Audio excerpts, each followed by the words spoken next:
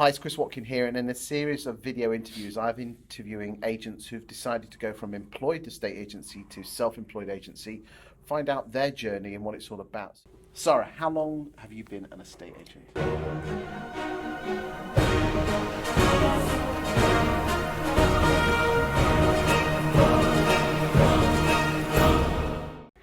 Just over 20 years now. Did you want to be an estate agent?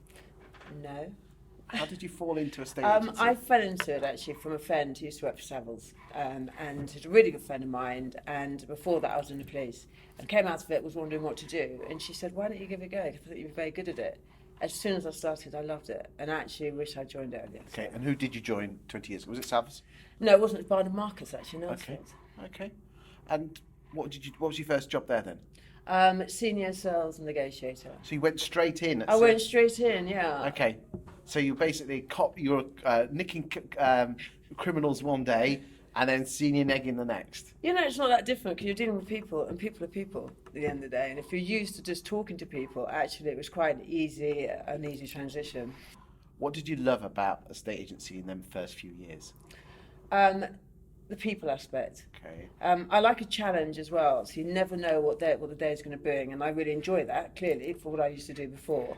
And I really get a sense, I really enjoy getting deals. Okay. So how long were you at Barnum Marcus for as a senior neg? 2 years. Okay. What was the next step up from that? I then went on to Laura Stinson, Okay. which I really like. That's an independent. At that time, I'd already been headhunted for Chestertons, but I really wanted to get into Chelsea. I wanted to go back into London. So joined Laura Stinson, which was great. I was in Putney, really enjoyed it. Met some great people, actually. And then went straight to Chestertons. So you moved to Putney, still negging, or had you gone out valuing at this point? I was valuing when I was in Earlsfield. I valued pretty much straight away, actually. So I've always had that behind me, because just negotiating was never going to suit me. I had to get out and meet people, so I did it pretty much. What do you love about valuing? Then I never know what's going to happen. Yeah, and I'm thinking on my feet permanently, and I really enjoy that challenge. And again, I meet some really lovely people, so actually it's not really valuing per se, it's actually meeting people. And do you still get the same buzz today valuing houses than you did 20 years ago? More so, I would say. I really enjoy it. Good. Really enjoy it. Good. So how long were you with Laura Stinson then? That's 6-7 months. Okay, and why did you move from them? Because I was going to Chesterton, I'd already got the job they offered me, and it was in Chelsea, which is what I really wanted. Okay, so how long were you in Chelsea with Chestertons then? 7 years, 8 to 7 years. Okay, good firm to work for? Great. Good stuff. What were you doing in Chelsea? I sort of worked up to associate director, which Okay. I loved. So associate director, does that still mean, is that a branch-based role but with a damn good title and a decent salary? Pretty much. Yeah, okay. And what was fun about it? Apart from obviously dealing with Chelsea, because, you know, they're quite demanding people, aren't they? They are, but I understand them, and I'm from London, so I understand it. I had a fantastic team, and it's all about the team. You're sitting there 10 hours a day, and I had a phenomenal team, and it's a very good market as well, so that helps. So when did you leave Chestertons then, in Chelsea? What year? It's about 2008. Okay, so just as the market was about to... Yeah, exactly, take a turn. What was that, what made you move from Chelsea Chestertons? Because I've been there a long time, you know. And I wanted a new challenge. Yeah, I wanted a new challenge, exactly that. Okay, so where did you go from then? I went to Imagine Homes actually, which was really interesting, which is all new builds, you know. It didn't last very long. We know what happened with that, but the experience was absolutely phenomenal. What did you learn from that? It's a completely different client base. You know, I was predominantly used to talking to, you know, to sellers and clients, but this is all large developments, and it's really getting your experience of new builds, off plan, and developments all over the country. So you were in South London dealing with middle market. You went to Chelsea and was dealing with top market, dealing with a good agent. Yeah. And also you now moved to new homes, but that didn't last so long because let's be honest, the market was tough. Where did you move next? Well, it went into liquidation, didn't it? Okay. Unfortunately. Where did you go from then? I took some time out, children. Okay. Which was great. Travelled around a bit. I actually acquired a few properties myself at the same time, so I thought with my baby in tow, which was fun. And then I got back and decided what to do, and I thought I don't really want to do anything else but property. So when did you get back into estate agency then? Let me see, it's probably about 2011. 2011. Yeah, 2011. Had you, when you started, I know you were originally in the police force and you started with an estate agency 20 years ago. Had you ever had a plan of where you wanted to take your career as an estate agent? No, no. Okay. I hadn't really. I mean, I always wanted to manage an office, and I knew that was going to come. Mm-hmm. Yeah. But before that, no, not really. I was going to take one thing. It's much more about the area to me. If I'm in the right area, I'll enjoy it.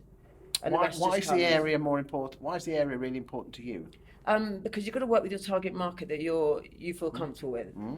And all the areas I've worked, the target market I get, the family market, which is where I am now, which is Richmond Borough, very much suits me because my kids are at school there, and I'm very much in that genre.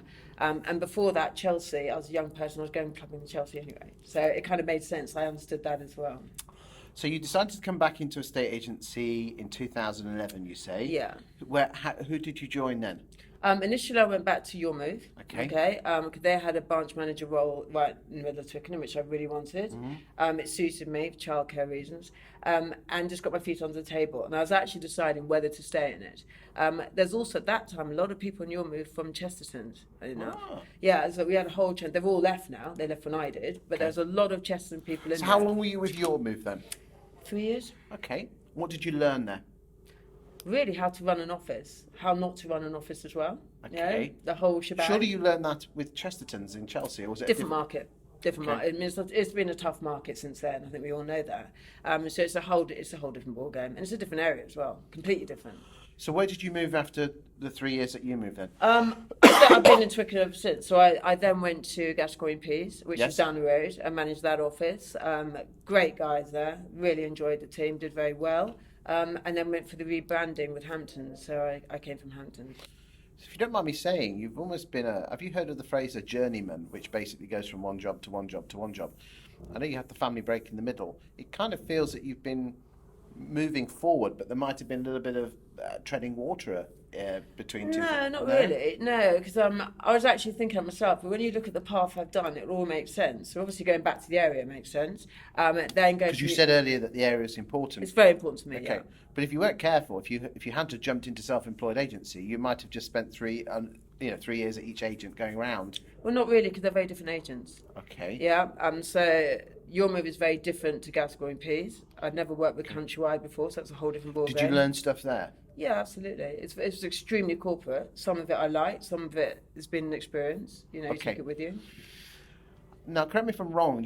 When did you decide to make the jump into self-employed agency? When I've been in Hamptons as a manager for a while, okay, what do you find when you're valuing, that was predominantly, of course, my role, is that people are coming back to me. And it's, you sit and think, well, actually, they would have come back to me anyway. And Yes. a few of them actually said that. So it doesn't really matter what name is across the door? It really didn't matter. So I thought, well, okay, but I could do this on my own. And I've always wanted to have my own business. Okay. So why didn't you set up Sara Estates then? Because you went to Yopa, didn't you? I did. I went to Yopa because I wanted the experience. I think going from corporate for so long and just jumping out on your own would have been foolish. I wanted to do the middleman and test whether I actually liked it. So you got advice in setting up your own business with Yopa, which I'd never done before. Okay. Yeah. So I set it up. So when did you join Yopa then? Let me see, 2019, 2018. 2018. So I was there a year. Summer? I joined in April 2018. Okay. Did you enjoy that year with them? Yeah, I did. I met some great people actually, and a lot of them are from Countrywide again. Okay. So yes, it was good. Did you have any fears of going from an employed agency where you've got a salary to basically you eat what you kill with going self-employed? Of course. Was it scary? Yes, it's scary, but fun at the same time. Okay. What support did you get from your family? Not necessarily financial, but just psychological. What were their feelings? Well, the beauty of my family is my brother's self-employed and my father's self-employed. I'm the only one that wasn't.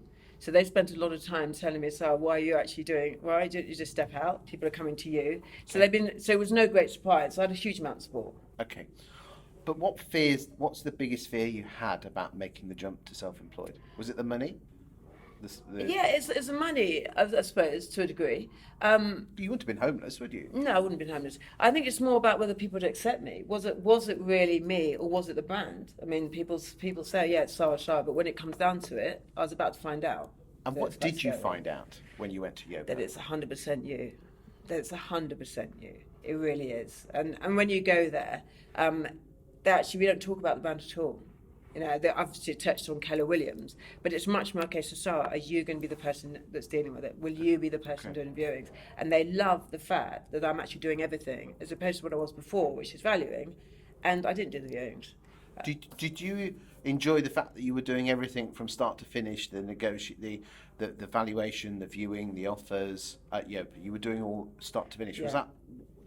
Why did that make you feel more? Well, you don't in Yopa. What I didn't so much like was the fact I wasn't doing it after it went under offer. It was another team, which perhaps didn't have the experience that I did, and that I didn't like, because ultimately that's the most important bit. That's how you get paid. Yeah. So, and then I was handing it over, so I'd done all the work, and then I could lose it on the final hurdle. So I much preferred to be in control of the whole thing.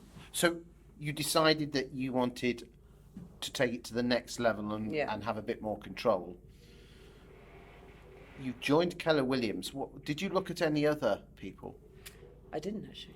What made you contact? Did they contact you? Did you go looking at them? What did you? Yeah. How long have you been with them now? 8 months. 7 months. Okay. Not long. Okay.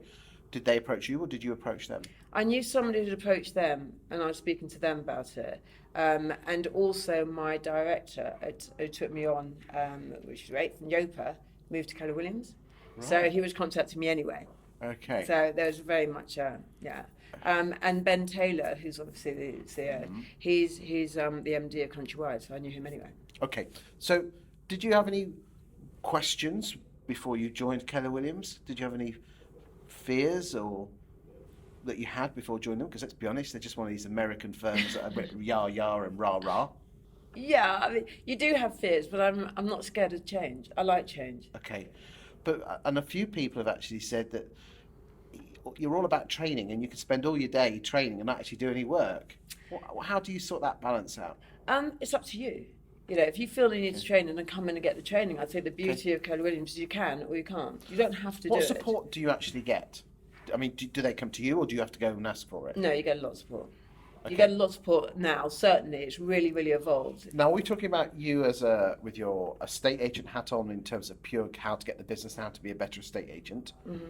Or are we talking about you being a business person, or both? Both. Okay. Which one's more important to you?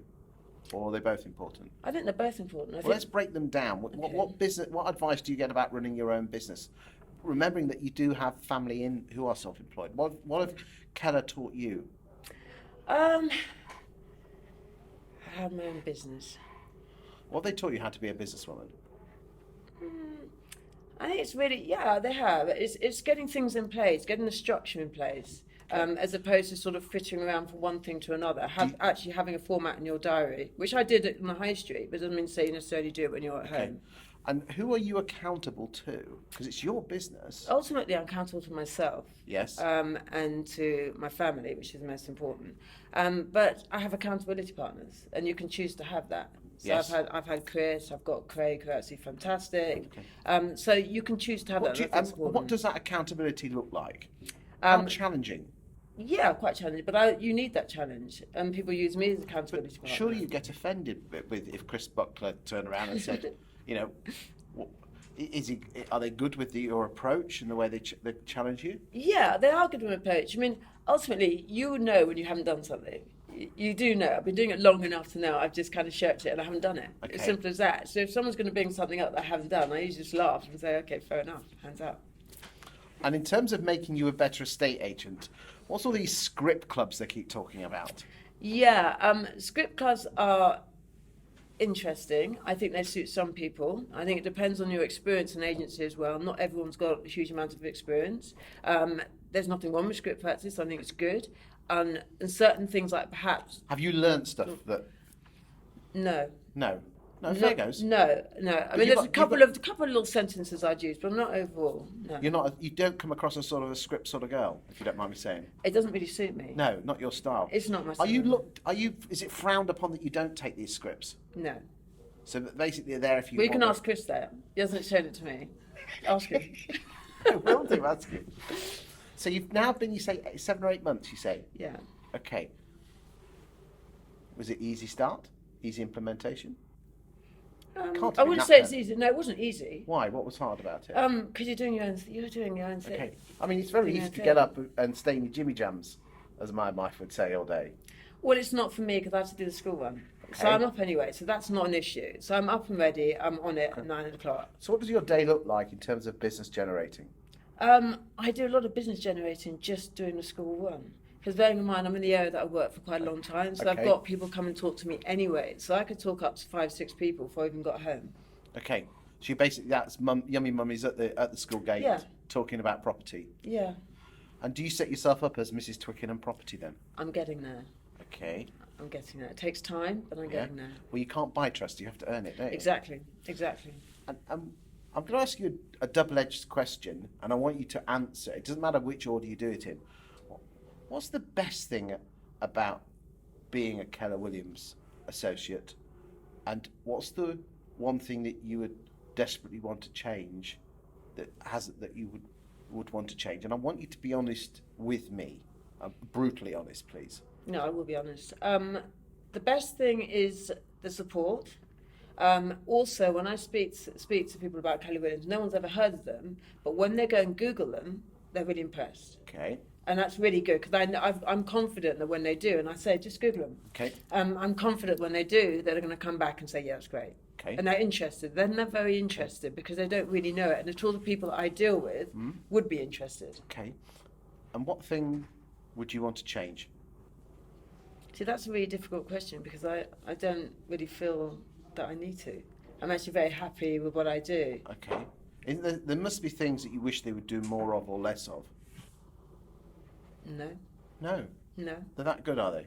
For me, yeah. I do my thing. You know, when I need them, I know that there's people I can talk to. You know, if I feel like I need script practice, I feel there's a course I need, then I'll just pick up the phone. I mean, let's be honest. The way it works is that all the associates are together. There's got to be associates in this organisation that are, how can I say it, towards the bottom end of the performance range. Yeah, it's life. What do they do or don't do that, I know you're in the top flight, what would you say, what would your message be to those people that have bought into the dream and are finding it really hard work? I think the most important thing is follow your personality. Don't follow other people's, because you can be told so many things. I know I would absolutely fail. There's no question. It just wouldn't suit me.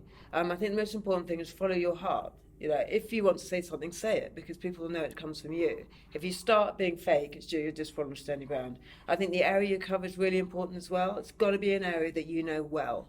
Again, for the same reasons, because if you are going to sit down and talk to people, you've got to find a rapport pretty quickly, or else they'll dismiss you.